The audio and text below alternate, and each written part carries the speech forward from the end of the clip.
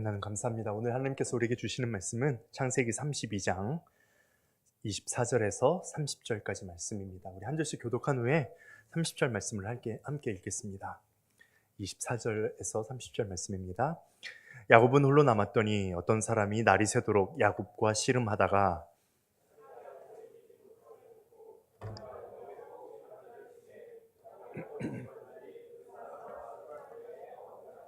그가 이르되 날이 새려하니 나로 가게 하라. 야곱이 이르되 당신이 내게 축복하지 아니하면 가게 하지 아니하겠나이다.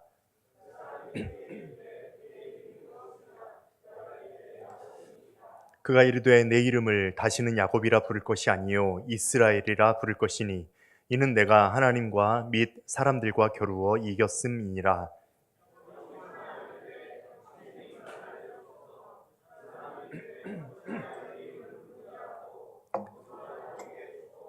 30절입니다. 그러므로 야곱이 그곳 이름을 브니엘이라 하였으니 그가 이르기를 내가 하나님과 대면하여 보았으나 내 생명이 보존되었다 함이더라.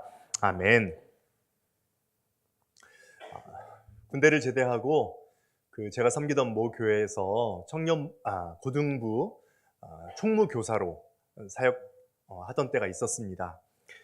고등부 전도사님과 열심히 청소년 문학제도 준비하고 또 다양한 행사를 준비하기도 했었는데요. 겨울에 겨울 수련회를 기획해서 진행을 했습니다. 3박 4일 동안 수련회를 참 은혜롭게 진행을 하고 그 마지막 일정은 그 수련회장에서 가까이 있었던 칠갑산에 등반하는 것이었습니다. 칠갑산 산마루에 그 칠갑산입니다. 네. 이제 이 노래를 아느냐 모르느냐에 따라서 이제 이 세대가 구분이 되죠. 등반하던 그날은 날씨가 꽤 풀려서 따뜻했고 길도 말라서 등산하기가 아주 좋았습니다. 그런데 한참을 오르다가 정상에 오르기 직전 굉장히 말 그대로 산마루에 오르기 직전은 굉장한 경사였는데 그 숲에 있어서 눈이 녹지 않았고 그나마 녹은 곳은 얼어붙어가지고 그야말로 빙판 길이었습니다. 모든 사람들이 다 오르지 못하고 쓰러지고 미끄러지고 하는 상황에서 저를 비롯한 몇몇 남자 교사들이 중간중간에 서가지고 이 아이들을 이렇게 끌어올리기 시작했습니다. 그 중에 한 여학생 순서였는데요. 제가 딱 서 있던 곳이 가장 오르기가 어렵고 힘든 곳에 제가 이렇게 서 있었는데 문제는 이 아이가 손을 내밀어서 제 손을 딱 잡았는데 한 손은 제 손을 잡고 다른 한 손은 곁에 있는 나무를 딱 붙잡고 놓지를 않고 있다는 것입니다. 끌어올리려고 하면 할수록 이 아이도 이 나무를 더 열심히 붙잡고 있어서 그야말로 이렇게 오르지도 못하고 내려가지도 못하는 애매한 상황이 생겼습니다. 그러다가 결국 이 아이가 손을 놨는데 저를 잡고 있던 손을 이렇게 뿌리친 겁니다. 어떻게 됐을까요? 이 아이가 갑자기 무게중심을 잃고 이 언덕으로 떼굴떼굴 굴러 내려가는 겁니다. 제가 그런 순간 어떤 마음이 들었겠습니까? 저도 같이 굴러가듯이 이 아이를 쫓아가서 보니까 이 아이가 온통 피가 터지고 살이 터져가지고 막 피를 철철 흘리는 겁니다. 놀란 마음에 이 아이를 이렇게 등에 업고 정말 뛰어가듯이 그 산을 내려와가지고 아이를 병원으로 데려갔던 그 기억이 무려 20년, 30년이 지난 지금도 아주 어제 일처럼 생생합니다. 그 아이가 사고를 당한 이유가 무엇이었을까요? 아이러니하게도 자신이 의지하고 있던 그 손을 놓지 않아서입니다. 만약 그 아이가 나무를 잡은 손, 자기가 의지했던 그 손을 놓고 저를 의지하고 저를 잡은 손을 꼭 잡았다면 저는 쉽게 그 아이를 끌어올렸을 것입니다. 하지만 자신을 지켜줄 것이라고 믿었던 그 손을 놓지 못했기 때문에 이 아이는 사고를 당하게 된 것이죠. 자신의 미래와 또 두려움, 염려로 인해서 손을 잡고 있던 그 무엇인가를 꼭 붙잡고 그것을 놓지 못하면서 정작 잡아야 할 하나님의 손은 꼭 잡지 못하고 놓아버리는 우리의 인생과 너무나도 닮아 있어서 제가 그 사건을 오랜 시간이 지나도록 이렇게 생생하게 기억하고 있는지도 모르겠습니다. 우리 모두는 생각하는 대로 또 기도하는 대로 살고 싶어 하죠. 하지만 우리의 바람과는 무관하게 우리는 살아가는 대로 생각하고 또 살아가는 대로 기도하는 경우가 참 많습니다. 믿음이 이끄는 대로 또 하나님께서 우리를 이끌어 가시는 하나님의 뜻대로 살아가고 싶은 마음은 사실은 여기 있는 우리 모두에게 한결같은 마음, 똑같은 마음이겠죠. 하지만 우리의 상황, 우리의 현실이라는 이 장벽이 그야말로 장벽이 되어서 믿음이 우리의 현실에 영향을 미치지 못하도록, 우리의 평범한 일상을 살아가는 이 일상에 믿음이, 하나님의 뜻이 영향을 미치지 못하도록 만들어 놓는 거대한 장벽이 되고 맙니다. 그렇다면 우리는 어떻게 해야 우리의 믿음이 우리의 일상을 움직이는 힘이 될 수 있을까요? 어떻게 우리는 생각하고 기도하는 대로 또 우리가 가지고 있는 이 믿음대로 우리의 손과 발을 움직일 수 있을까요?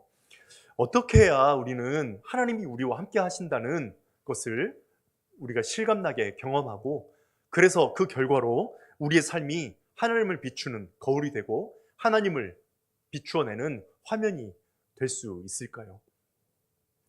신앙생활에서 가장 중요한 것 중에 하나는 하나님께서 당신의 자녀인 우리를 시험하는 것이라고 우리는 지난주에 함께 얘기를 나누었습니다.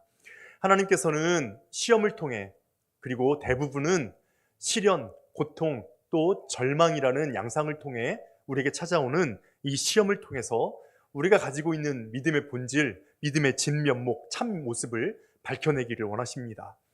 우리의 믿음이 믿음을 가장한 영적인 환상이나 혹은 허울뿐인 말에 불과한 것인지, 허울뿐인 구호에 불과한 것인지, 아니면 실제 우리가 보고 듣고 만질 수 있는 우리의 일상적이고 현실적인 이 삶의 방식인지, 우리가 믿고 의지할 수 있는 삶의 현실인지를 드러내고 판별해 줍니다. 진실한 믿음을 통해서만 또 볼 수 있고 깨달을 수 있는 이 믿음을 통해서만 오직 보고 깨달을 수 있는 하나님의 신비를 우리가 알게끔 해주는 것이 바로 시험입니다. 그래서 하나님께서는 당신의 자녀들에게 시험을 주시죠. 아브라함이 이 시험을 통해서 아들을 제물로 바치라는 이 아케다 시험을 통해서 여호와 이레의 신비를 그가 깨달을 수 있었듯이, 우리는 오늘 본문에 나와 있는 이 야곱의 시험을 통해서 하나님의 신비를 함께 깨달아 보기를 원합니다.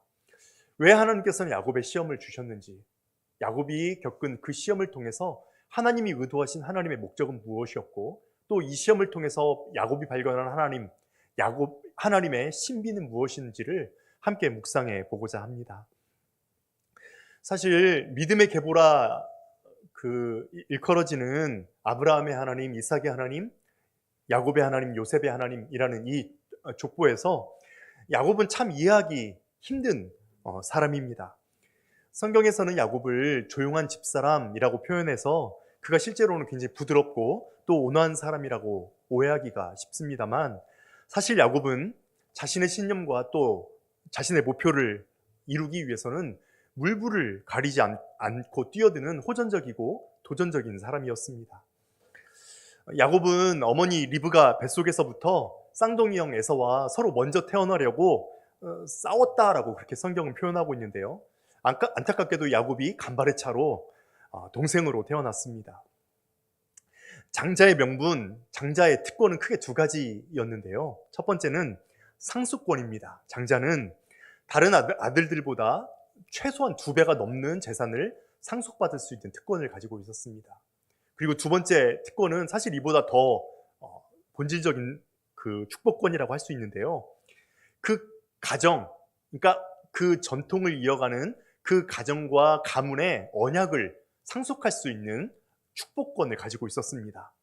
장남에서 장남으로 처음 태어난 아들에서 다시 처음 태어난 아들로만 전승되는 이 언약을 계승할 수 있는 언약 계승권이라는 축복권을 오직 장자만 누릴 수 있었던 것이죠.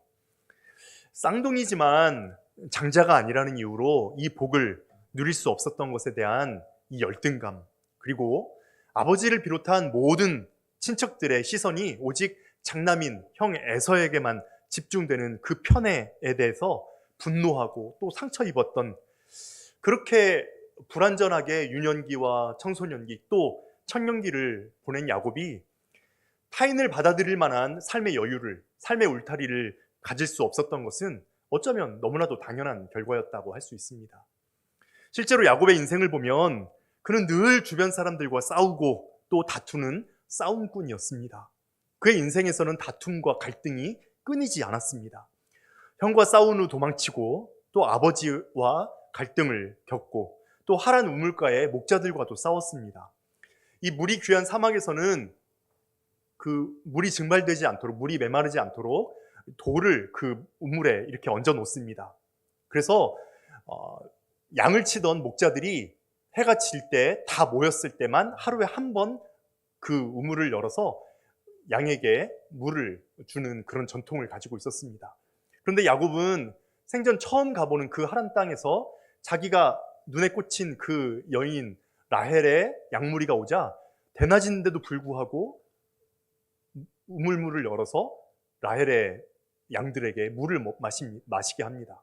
그러니까 오랫동안 그 뜨거운 뙤약빛에서 우물이 열리기만을 기다리고 있던 그 목자들이 굉장히 분노했으면 당연한 일이었죠. 그는 피신했던 형을 피해서 피신했던 외삼촌 라반의 집에서 라반과 또 라반의 아들 사촌들과 끊임없이 싸웠습니다. 하나님의 천사와 싸웠고 나중에는 심지어 자식들과도 싸움을 그치지 않았습니다.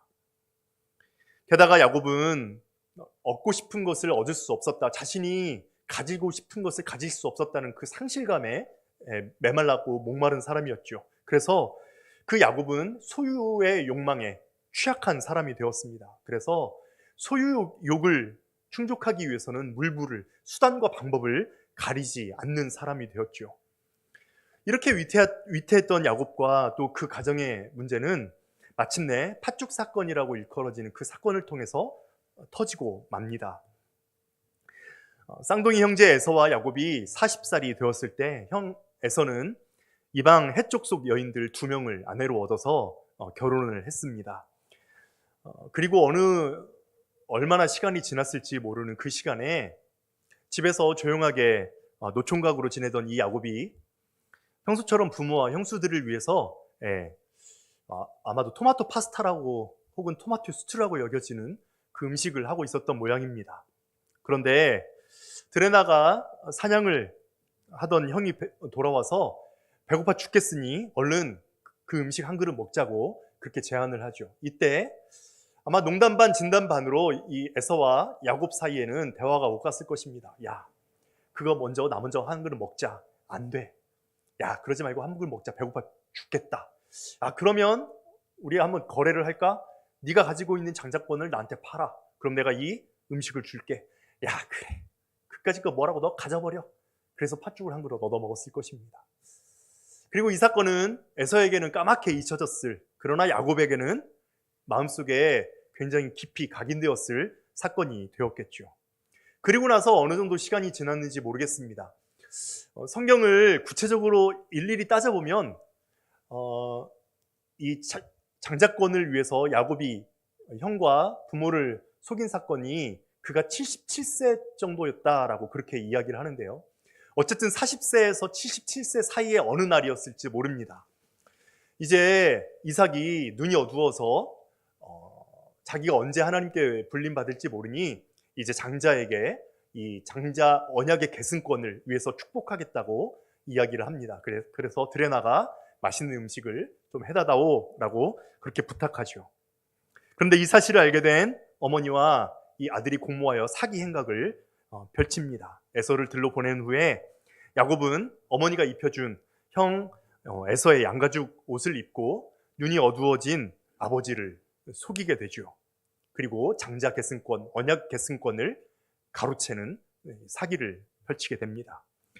이 사실을 알게 된 에서가 동생 야곱을 죽여버리겠다고 펄펄 뛰자 마음에 급해진 어머니 리브가는 다시 꾀를 계략을 내죠. 그래서 남편 이삭에게 찾아가 말하기를 에서의 아내들, 이 이방 해쪽 속 며느리들 때문에 내가 제명에 못 죽겠다. 내가 정말 넌덜이 난다 라고 하소연을 합니다. 만약 이 상태로 그냥 놔두면 우리 둘째 아들 야곱도 이방 여인, 해족 속 여인을 만나서 결혼할지도 모르니 그러지 말고 우리 오라버니 외삼촌 라반의 집으로 보내서 차라리 그 딸들 중에서 아내를 얻도록 그렇게 하자라고 남편에게 제안을 하죠. 그리고 마침 이삭도 동의를 합니다. 그래서 야곱은 형의 시선을 피해서 할아버지 아브라함이 떠나왔던 그 하란 땅 밧단 아람으로 다시 향하게 된 것입니다. 하지만 이 야곱의 심리적인 연약함은 외삼촌 라반과의 갈등으로도 아주 이렇게 두드러지게 드러납니다. 야곱은 라반의 둘째 딸 라헬과 첫사랑에 빠져서 결혼하는 조건으로 7년간 대를 쌓이 노릇을 하죠. 남성의 노동력이 귀했던 그 당시에 보면 결혼을 전제로 이 남자가 신부의 집에서 노동력을 제공하는 것은 뭐 이렇게 흔한 일이었습니다. 하지만 그 기간이 대략 1년 남짓이었지 이 7년 동안이나 무상으로 노동력을 제공하는 것은 거의 드문 일이었습니다. 외삼촌 라반이 보니 이 조카 야곱이 기대 이상으로 꾀가 많고 탁월한 일꾼이었고 어차피 딸을 친척들과 결혼시키는 것이 보편적인 그 당시의 지역의 문화였다면 이 야곱의 이 둘째 딸을 달라고 하는 제안은 이 라반에게도 손해볼 것이 없는 거래였죠. 라헬을 얻기 위해 7년을 며칠같이 여긴 야곱은 열심히 일을 했죠. 그리고 마침내 결혼식을 올리게 됩니다. 아마 그 성대한 결혼 잔치에 이 야곱이 너무 기뻤는지 아마 술이 거하게 취했던 것 같습니다. 그래서 첫날 밤 이 신혼방에 들어간 이 야곱은 다음날 자신의 곁에 누워있던 그 여인이 자신이 사모했던 라헬이 아니라 그 언니 레아였다는 사실을 발견하고 기겁해서 장인에게 따져 묻죠. 그랬더니 라반이 대답합니다. 야, 우리 동네에서는 언니보다 동생을 먼저 결혼시키는 것은 우리 전통에 맞지 않아. 네가 다시 7년을 일하면 내가 둘째 딸 라헬도 너에게 아내로 줄게 라고 제안을 하죠. 그리고 그 결혼 잔치가 끝나던 7일 후에 이 야곱은 또 라헬을 아내로 얻어 동침하고 7년 동안 다시 라헬을 위해서 대를 쌓이 노릇을 합니다. 우리는 이 외삼촌 라반과 또 야곱 사이에 이 일 후에 어떤 일들이 일어났는지를 또 잘 알게 됩니다. 재밌는 것은 세번역 성경은 이 레아와 라헬의 생김새를 묘사하면서 레아는 눈매가 부드럽고 라헬은 몸매가 아름답고 외모도 예뻤다라고 그렇게 표현하고 있습니다. 이것은 레아의 마음의 모양이 드러나는 그 눈매 그리고 라헬의 아름다운 외모를 굳이 대비시키고 있다는 그런 표현이죠. 다시 말해서 이 야곱은 레아의 부드럽고 따뜻한 마음에는 관심을 두지 않고 라헬의 외모에만 정신이 팔려서 마음을 뺏겼다는 것을 에둘러 비판하고 또 표현하려고 하는 이 성경 저자의 의도라고 할 수가 있습니다. 라헬의 외모에 마음을 뺏겨 또 집착하게 된 이 야곱을 라반은 아주 쉽게 이용할 수가 있었지요. 이 사건 이후로도 그 외삼촌, 그러니까 장인 라반과 사위 야곱 사이에는 수많은 계략과 또 사기 행각이 오고 갑니다.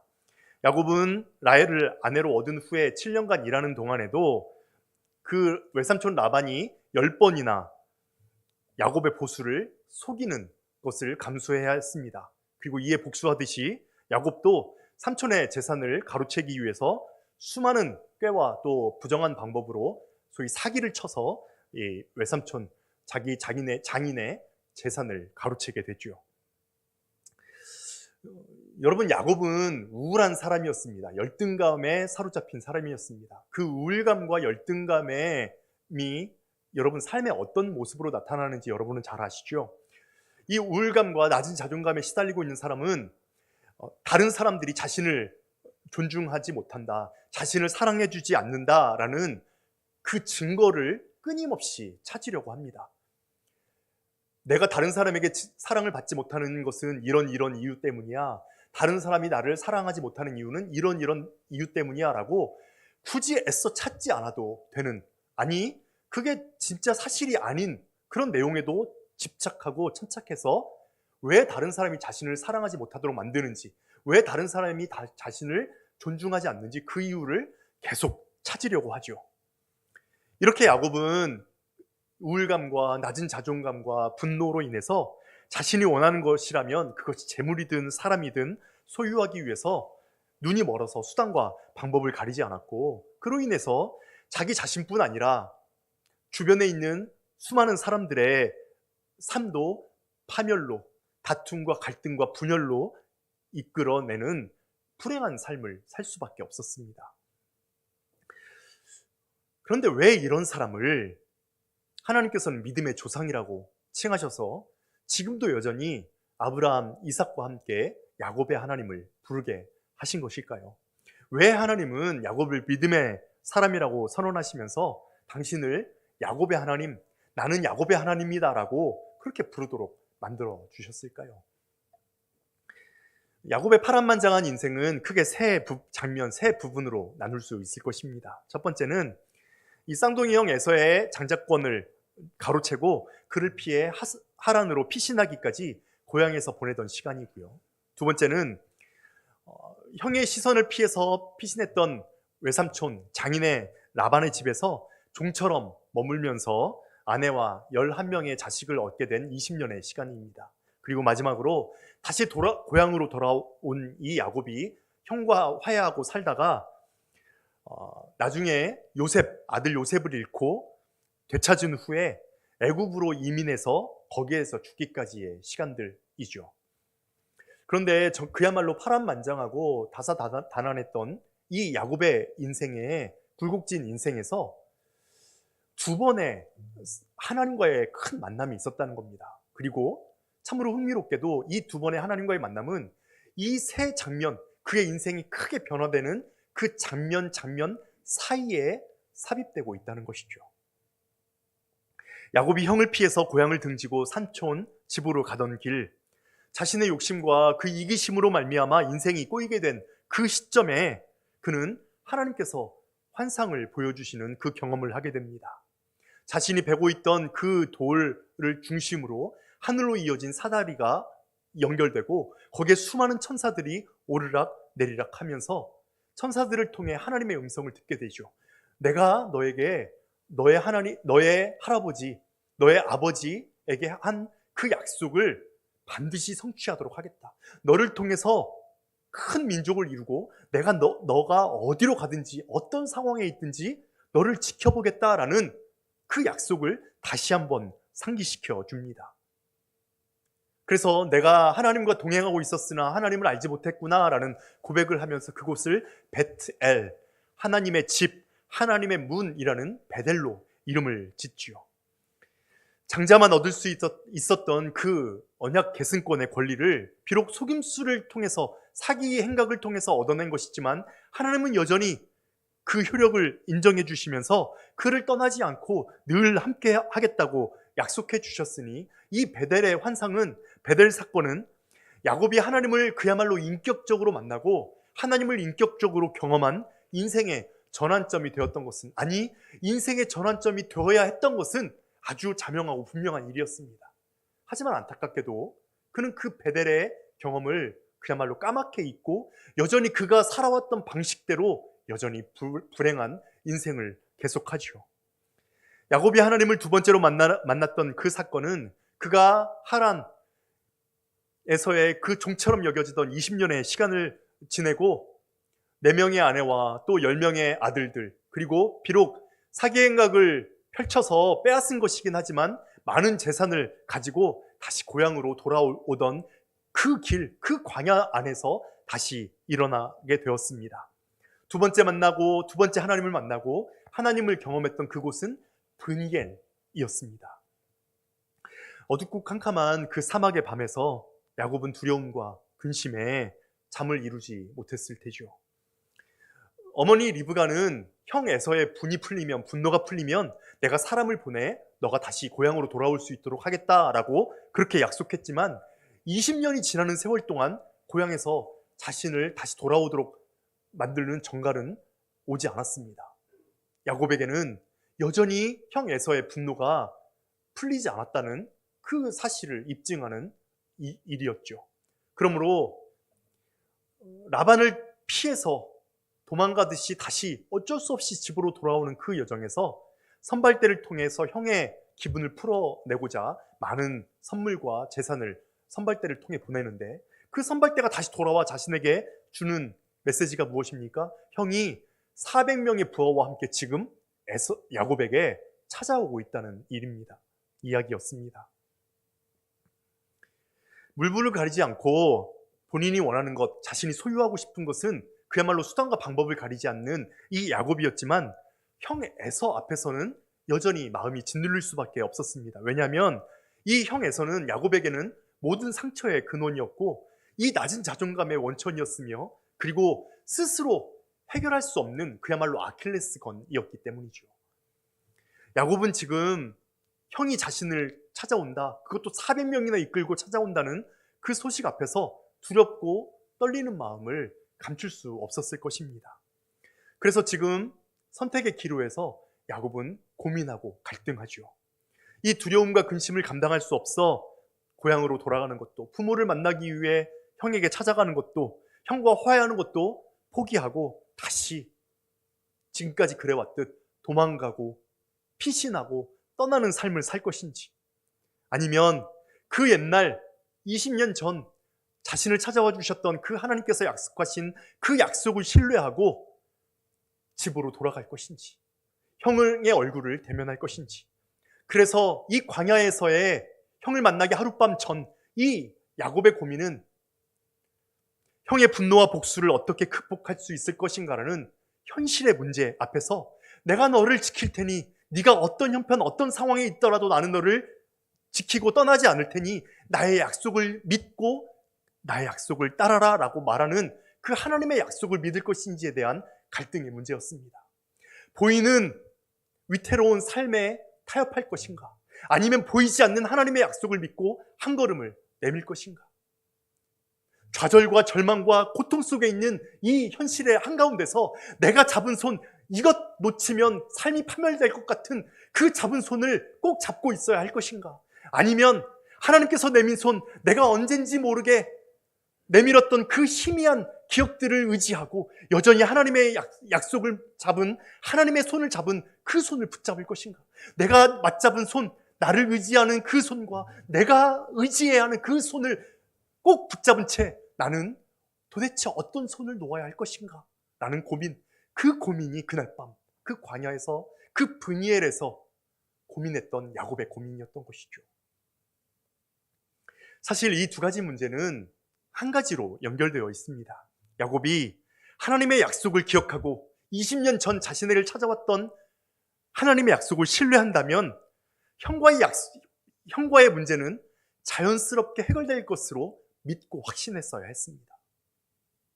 자신을 찾아오는 형의 일행이 자신을 죽이려고 찾아오는 적대적인 일행이 아니라 자신을 환영해주는 환영의 일파로 믿었어야 했습니다. 형과 반드시 화해할 수 있을 것이라 믿고 하나님을 의지하며 그 다음에 걸음을 걸어야만 했을 것입니다. 하지만 야곱에게는 하나님에 대한 약속의 확신이 뚜렷하지가 않았습니다. 저와 여러분들처럼 한 손은 애매하게 내가 의지하는 나무를 붙잡고, 한 손은 애매하게 하나님 붙잡은 손을 붙잡은 채 나는 도대체 어느 손을 놓아야 할 것인지 확신하지 못한 채 도망갈까, 한 걸음을 내디딜까 고민하고 갈등하는 그 상황, 오늘날의 우리와 똑같은 상황에 야곱은 고민하고 갈등하고 있었던 것이죠. 그래서 야복나루에서의 결투는 이런 그의 내면을 반영한 싸움입니다. 성경에서는 씨름이라고 표현하고 있지만 그것은 말 그대로 사투, 죽음, 목숨을 걸고 결사적으로 싸웠다라는 그런 표현입니다.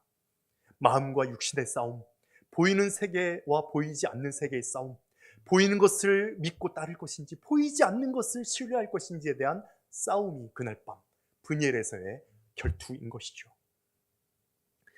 고민이 극도로 깊어지던 그 순간에 야곱은 사람의 손길, 인기척을 느낍니다. 아마 처음에 야곱은 그 사람이 자신을 죽이기 위해서 형 에서가 보낸 자객일 것이라고 분명히 생각했을 것입니다. 그래서 자신의 목숨을 구하기 위해 본능적으로 그와 결투를 벌였을 테죠. 그런데 뼈가 부러지고 살이 찢기고 피가 튀는 그 과정에서도 그 상대방에게서 살이가 보이지 않는다는 사실을, 자신을 죽이려고 지금 이 싸움을 하고 있지 않다는 사실을 그는 본능적으로 알아챘을 것입니다. 그리고 그 순간 그가 무엇을 느꼈을까요? 20년 전 하나님께서 자신에게 찾아오셨던 그 환상이 떠오르지 않았겠습니까? 그리고 이 시간, 이 사람은 하나님이 보내신 천사이구나, 천사의 모습을 가장한 하나님께서 지금 나에게 찾아오셨구나 라고 그가 생각할 수 있지 않았을까요? 보이는 것을 신뢰할 것인지 보이지 않는 것을 신뢰할 것인지에 대한 그 고민이 깊게 되어 죽게 되었을 때, 죽을 것처럼 고민하던 그 순간에 그는 그 사람이 아니면 자신의 삶의 문제를 해결할 수 없다는 사실을 본능적으로 깨달았을 것입니다. 그리고 날이 새도록 싸움하며 그 사람이 이제 그만 나를 보내다오 하는데도 그 손을 놓지 않고, 당신이 나에게 복을 빌지 않으면, 축복하지 않으면, 나에게 복을 주지 않으면 나는 절대 당신의 손을 놓지 않겠다라고 그렇게 이야기합니다. 그리고 천사는 네 이름이 무엇이냐라고 묻지요. 그리고 야곱이라는 이름을 네가 다시는 야곱이라 불리지 않고 이제 이스라엘이라 불리게 될 것이다. 왜냐하면 네가 하나님과 싸워서 이겼고 사람들과 싸워서 이겼기 때문이다 라고 그렇게 이야기합니다. 그러므로 이스라엘이라는 야곱의 새로운 이름은 그가 구한 복의 결과물이자 그가 원했던 복의 내용이라고 할 수가 있는 것이죠. 그렇다면 여러분, 왜 이스라엘이 그가 원한 복의 내용이 될 수 있었을까요? 그가 받은 복은 무엇일까요? 아마도 그 이스라엘의 본래의 의미를 우리가 깨달을 수 있다면 야곱에게 시험을 주신 하나님의 의도, 그리고 야곱의 믿음을 통해 드러난 하나님의 신비를 우리도 역시 깨달을 수 있지 않겠습니까? 여러분, 하나님과 인간이 싸워 이긴다는 것이 말이 되겠습니까? 말이 안 되죠. 그런데 왜 그 천사를 가장한 하나님은 그래, 네가 이겼어, 네가 하나님과 싸워 이겼고 네가 사람들과 싸워 이겼어 라고 그렇게 이야기해 주었을까요? 제가 미국에 정착했을 때 이제 가족들이 오고, 그래서 이제 함께 살아가야 될 가구들을 이렇게 구입했습니다. 그래서 그 아이케아에 가서 그 가구들을 막 구입을 했죠. 여러분 아시다시피 그 미국의 가구들은 막 사오면 그걸 자기가 직접 집에서 조립을 해야 됩니다. 뭐 옷장이며 이 데스크 뭐죠? 예, 데스크며 공부하는 책상을 뭐라고? 책상이며 책상이며 뭐 옷장이며 잔뜩 사다 놨는데요. 그걸 조립할 수 있는 시간이 없어서 한참 미루어 놓다가 어느 날 안 되겠다 싶어서 근처에 가가지고 이제 그 드릴을, 조그만 그 전동 드릴을 사다가 이제 조립하기 시작했습니다. 근데 이 드릴을 너무 싸구려를 사가지고 이게 박히지가 않는 겁니다. 그래서 그 많은 것을 손에 물집이 생기도록 결국 드라이버를 해야 했는데요. 문제가 생겼습니다. 당시에 4살, 5살이던 우리 아들, 딸놈들이 와가지고 굳이 자기가 같이 이 일을 돕겠다는 겁니다. 여러분 아시죠? 아이들이 있으면 얼마나 거추장스럽고 걸리적거리는지. 게다가 우리 아들은 왼손잡이라 제가 이렇게 돌려놓은 걸 자기는 계속 풀어버리는, 예. 한참 동안 씨름씨름 했습니다. 그런데 여러분, 제가 누굽니까? 좋은 아빠죠. 이런 경험도 아이들한테 시켜줘야 돼 하면서 그래, 같이 와서 도와. 그래서 정말 몇 시간이면 끝날 일을 거의 하루 종일 걸쳐서 이제 다 했습니다. 서랍장을 하나 이제 조립해가지고 그거를 그 방으로 옮겨야 했는데요. 그럼 그것을 제가 이렇게 가운데서 이렇게 들으면 이제 혼자서 들 수 있는 그런 무게입니다.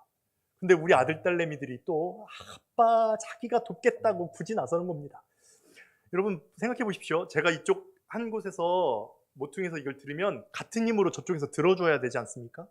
근데 힘이 얘들은 없으니까 어떤 일이 생길까요? 제가 모퉁이에서 제가 이렇게 가운데서 들면 되는 그 힘에 무려 한 5배 정도를 더 써서 이걸 이렇게 들어야 되는 상황이 생기는 겁니다. 낑낑거리면서 방으로 간신히 옮겨놨습니다. 그랬더니 우리 우리 아들이 뭐라는지 아십니까? 손을 툭 털면서 아빠, 내가 도와줘서 다 했지? 아빠, 내가 다 했지? 그러는 겁니다. 제가 누굽니까? 좋은 아빠죠. 제가 뭐라고 했겠습니까? 그래, 아들아, 네가 다 했어. 너 아니었으면 아빠는 절대로 못했을 거야. 그렇게 말해주었습니다. 여러분, 이것이 바로 하나님의 마음이죠. 아들이 손을 툭툭 털면서 아빠, 내가 다 했지 라고 말하는 그 순간에 제 마음에 서늘한 비수가 관통하듯이 뭔가 섬찟한 느낌이 느껴졌습니다. 그리고 그것이 하나님께서 내게 말씀하시는 말씀처럼 들려졌습니다. 여러분, 우리는 누구입니까? 우리는 하나님의 자녀들이죠. 그러나 우리는 늘 하나님의 나라에서 방해거리일 뿐입니다. 우리는 하나님을 늘 배반하고 하나님을 고통스럽게 만들고 하나님의 곁을 떠나 그분의 사랑을 받기보다는 늘 죄와 타협하고 악한 영과 타협하며 늘 하나님 나라를 방해하는 그런 연약한 사람들이죠. 우리가 할 수 있는 일이란 기껏 아빠 잘못했어요, 아버지 용서해 주세요 라고 회개 기도를 하는 것 뿐입니다. 그런데 하나님은 그런 우리에게 그래 아들아, 그래 딸아, 니들이 다 한 거야. 니들 때문에 다 할 수 있었어. 니들이 아니었으면 절대로 이 일 못했을 거야. 니들이 나와 함께 해줘서 이 일이 수월했어 라고 그렇게 말씀하시는 것처럼 제 마음에 들려졌습니다. 여러분, 이것이 바로 하나님이 우리와 씨름하시는 마음입니다. 시험을 통과한 후에 야곱의 이름은 이스라엘이라고 바뀌었습니다. 야곱의 이름은 발꿈치를 잡다라는 히브리어 야카브를 우리말로 음역한 것입니다. 그런데 이 야카브라는 말에는 속이다, 기만하다, 뒤통수를 치다라는 뜻도 가지고 있습니다. 그리고 실제로 야곱은 자신의 이름처럼 다른 사람들을 기만하고 속이고 또 반대로 속고 기만당하는 그런 삶을 살았죠. 아버지를 속이고 장자 계승권을 받기 위해서 아버지를 속였던 그 기만이 결국 자신이 사랑하는 여인 대신 다른 여인이 자신의 옆에 누워있는 그 기만으로 되갚음을 당하는, 그래서 야곱은 평생 속고 혹은 속이는 그런 인생을 반복해서 살아왔죠.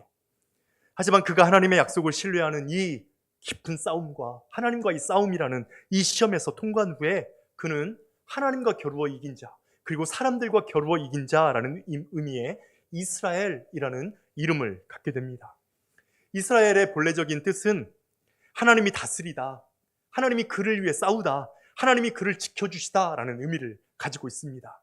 그러므로 여러분, 하나님께서 야곱에게 이스라엘이라는 이름을 주신 본래의 의미는 하나님이 사랑하고 결코 포기하지 않는, 그가 그렇게 하나님의 뜻을 떠나 기만하는 삶, 속고 속이는 그런 연약한 삶을 살았음에도 불구하고 약속을 잊고 한 손은 하나님의 손을 잡고 한 손은 여전히 자신의 이익을 위해 자신의 욕망을 채우는 그 손을 놓지 않는 그런 삶을 살아감에도 불구하고 그 연약한 자녀 야곱에게 직접 찾아가셔서 내가 너와 함께 싸웠어, 내가 너를 지켜보고 있어, 내가 너를 대신해서 싸울 거야, 네가 어떤 형편 어떤 상황에 있든지 나는 너와 한 걸음 앞서서 너를 대신해서 싸울 거야 라는, 너를 대신해서 지킬 거야 라는 그 말씀을 주시며 그의 이름을 이스라엘이라고 이름 붙여 주신 것입니다. 이스라엘이라는 이름을 얻은 후 야곱의 인생은 그 고단하고 피곤한 일상이 판타지로 바뀌게 됩니다. 보이는 세상만, 보이는 것만 신뢰하면서 보이는 것만 쫓았던 그 삶이 보이지 않는 것을 향해 비로소 한 걸음을 내딛게 됩니다. 보이지 않는 것이 실제하고 그것이 보이는 삶에 실제로 영향을 준다는 사실을 그는 몸소 깨달을 수 있게 된 것입니다. 오늘은 사순절 세 번째 주일입니다. 예수님의 고난과 죽으심을 통해서 예수님의 사랑과 또 은혜를 묵상하는 이 시절에 우리는 특별히 십자가를 묵상하게 됩니다. 예수님께서 십자가에 매달리셔서 남긴 7마디 말씀을 우리는 가상칠언 십자가에서 남기신 말씀이라고 그렇게 이야기합니다. 목숨이 경각에 달린 그 상황에서 토해내신 예수님의 말씀은 결코 우연히 뱉은 말씀일 수 없습니다. 그 십자가의 7 말씀은 예수님께서 이 땅에 오신 목적, 하나님께서 그 독생자를 이 땅에 보내신 이유, 그리고 예수님께서 우리에게 하고 싶으신 그 정수를 남겨놓는 그야말로 그리스도 삶의 그리고 가르침의 정수요, 예수님의 유언이라고 해도 과언이 아니겠죠.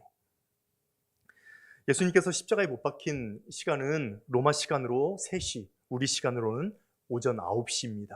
그리고 이로부터 3시간이 지난 우리 시간으로 정오부터 오후 3시까지 이스라엘 온 땅에 어둠이 내려앉았다라고 그렇게 이야기합니다. 가장 밝아야 할 그 시간에 가장 깊은 칠흑 같은 어둠이 임하는 이 긴장감 가득한 시간에 예수님께서는 십자가 위에서 4번째 말씀을 토해내시죠. 엘리 엘리 라마 사박다니, 나의 하나님 어찌하여 나를 버리십니까? 그런데 언뜻 생각하면 이 말씀 참으로 이해가 되지 않는 말씀입니다. 예수님께서, 하나님께서 아들 독생자 예수님을 버리셨다니, 그리고 온 세상의 죄를 대속하여 그분은 기꺼이 십자가에 못 박히겠습니다, 아버지의 잔을 들겠습니다 라고 고백했던 그 예수님께서 아버지에 대해서 어째서 왜 나를 버리십니까? 라고 되묻다니, 무엇보다도 이해가 되지 않는 것은 재판관이었던 빌라도조차 나는 이 사람에게서 어떤 죄도 발견할 수 없다라고 할 만큼 이 억울하고 분통한 이 죽음 앞에서, 그리고 차마 그 장면을 떠올리기 힘들 만큼 그 참혹하고 처참한 그 죽음 앞에서 왜 하나님께서는 독생자의 죽음을 외면하고 잠잠히 침묵하셨나라는 그 하나님의 침묵에 관한 것입니다. 왜 어째서 나를 버리셨습니까? 라는 그 예수님의 외침 속에서 우리는 하나님의 침묵에 대한 이유를, 그리고 그 목적을 묵상하게 됩니다. 일본의 소설가 엔도 슈샤쿠 선생이 지은 침묵이라는 소설은 17세기 도쿠가와 마부가 기독교, 천주교에 대해서 얼마나 극심하게 탄압했는지에 대한 이야기가 줄을 이루고 있습니다. 스승 페레이라 신부가 배교했다는 소식을 이 제자였던 로드리고와 가루페가 듣게 되죠. 그래서 다시 그 스승이 다 못 이루었던 그 선교 사역을 이루기 위해서 이들은 포르투갈에서 일본 나가사키로 향하게 됩니다. 그러나 그들이 선교 현장에서 바라보았던 것은 그야말로 형언할 수 없는 그 참담함과 그런 역설이죠. 주인공 로드리고는 계속 고민을 합니다. 일본 막부가 천주교인을 구분하기 위해서, 그리고 천주교도였던 사람들의 배교를 유도하기 위해서 시행했던 제도가 고로부라는 것인데요. 이 고로부는 예수님의 얼굴이 그려진 성화를 짓밟고 지나가도록 하는 것입니다. 그래서 천주교인인지 아닌지, 혹은 이 사람이 진짜 배교한 것인지 아닌지를 판가름했습니다. 물론 성화를 밟고 지나가지 못하는 사람은 즉결해서 목이 잘리는 판정을 받게 되었죠. 이런 상황에서 주인공 로드리고 신부는 고민합니다. 죽음을 통해서라도 신앙을 지켜야 한다고 가르치는 그 사명을 감당하고 완수할 것인지, 아니면 그 목숨을 내놓는 신자들에게 살기 위해서 배교하라고 할 것인지, 고난받는 성도들에게 이 순교의 숭고함과 이 순교의 역설에 대해서 설교를 하다가도 이 고통의 상황, 참담한 현장에서 살아가는 이들에게 아무것도 해줄 수 없는 이 자괴감이 고민되어서 씨름하고 갈등하고 기도하던 그 순간, 이런 배교와 또 고통과 순환에도 여전히 하나님께서는 말씀하지 않으시고 여전히 침묵하고 계시는 그 하나님의 침묵에 대해서 로드리고는 분노하면서 하나님에 대하여 따져 묻습니다. 그리고 그때 자신에게 음성이 들려오죠. 밟아라, 나를 밟아라. 나는 너의 고통을 잘 안다. 나는 너의 고통을 나누기 위해서 이 땅에 온 것이다. 나는 너희에게 밟히기 위해서 존재한다. 밟는 너희의 발이 얼마나 아픈지, 얼마나 고통스러운지 그 아픔만으로 충분하단다. 그리고 그 침묵 후에 그리스도의 응답이 들려옵니다. 그 침묵은